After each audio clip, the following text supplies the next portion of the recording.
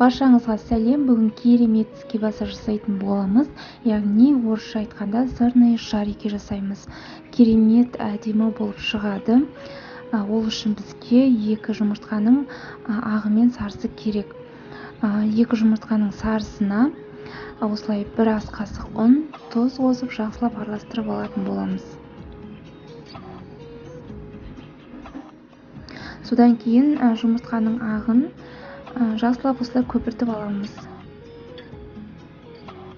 Осындай қою көбігі болу керек.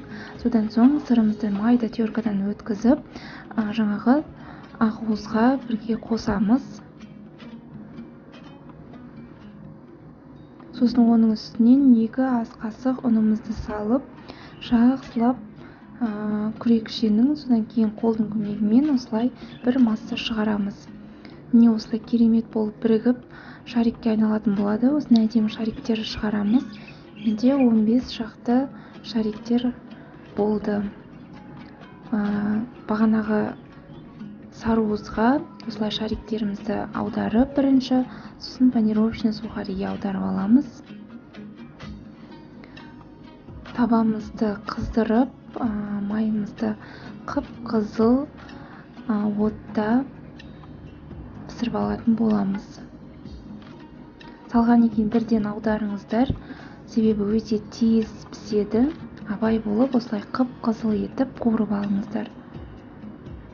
Міндетті түрде астына осындай майын сіңіріп алатын қағаз төсеңіздер, себебі ыңғайлы болады. Міне менің тіске басарым дайын болды.